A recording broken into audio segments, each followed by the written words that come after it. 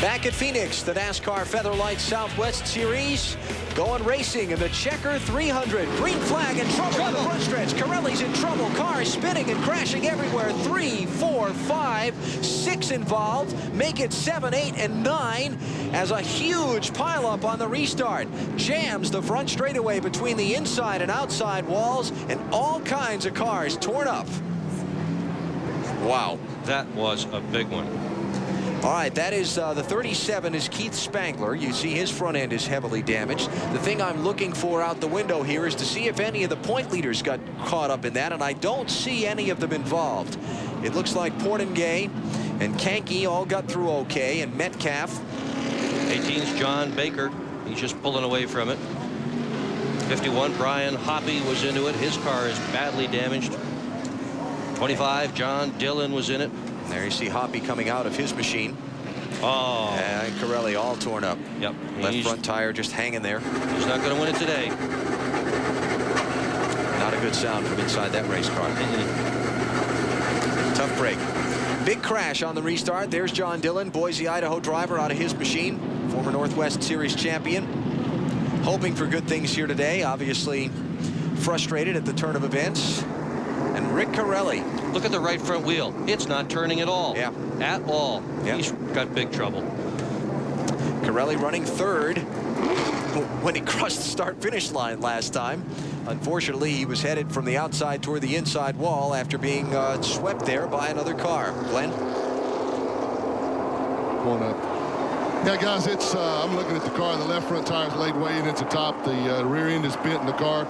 I can only see the left side. There's major damage to the right side as well. So I think he's done for the day. In fact, Rick has already pulled the window net down, and he's unbuckling right now. They carried new tires over there. They're carrying them back. No use putting those things on, paying for them, because he is going nowhere. Tough break for Rick Corelli and the Rookie of the Year, Kurt Busch, with some problems on his machine. Now, how can he see where he's going at all? Well, he probably can't. I'll tell you what, I'd be willing to bet he's listening to his spotter right now, who is telling him, go a little left, go a little right, take it easy, turn left here. Might even have popped the belts and have his head kind of leaning toward the window. Youngster from Las Vegas coming down pit road. He's had a fun day here today. He was involved in a spin earlier down the front stretch, got away from that one clean. He will not this one. There's the leader, Lewis. All right, contact between Corelli and the 17. That's Darrell Lamore, who was a lap car. Whoa, Corelli almost got upside down. And now as they get sideways across the front stretch, remember the whole field's bunched up on the restart, and things start happening from there. Watch Corelli and Lamore here. Well, yeah, Rick just nailed him. Yep. Inside wall, and now here comes the problem behind him. Everybody jamming on the brakes, and they're getting turned into the wall. Now the whole track's blocked here. A couple of head-ons going on there. Oh, look at that ride. All four wheels off the ground. Yeah. Allison into the inside wall in the 42. There's Busch turned and Hoppy turned, and everything breaking loose on the front straightaway. All right, pit stops. Some of the leaders on the pit lane here at lap number 81, including the leader, Gary Lewis. Matt? Al in the 72 car came in. They changed left side tires. He said his car was just a little bit tight, so they worked the car with stagger because these are bias-ply tires, so they opened up the stagger to help the car turn into the corner. Now let's go to Glenn Jarrett.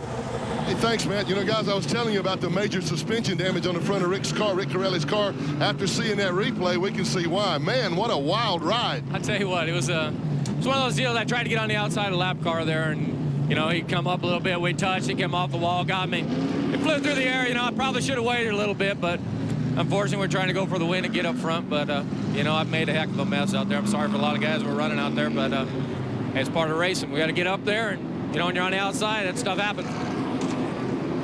About set to go back racing in the Checker 300 at Phoenix International Raceway after a massive cleanup on the front straightaway. A multi-car accident on a restart with the field tightly bunched off turn 4. And that's how it started with Rick Corelli, bam, into the inside wall. This is Ronnie Burkett back in traffic.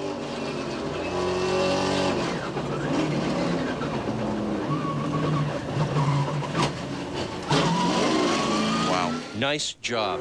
Now riding with Jim Engelbright.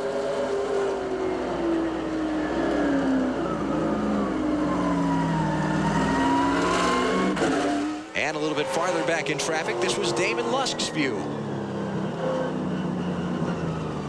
Can't see anything. Well, 3 out of 4 of the in-car cameras did well in that, didn't they? Except for Corelli. Well, Corelli didn't do well. That's why I said 3 out of 4. There is what's left of Rick Corelli's car behind the wall as he goes out of the race along with a few others in a multi-car accident here at Phoenix.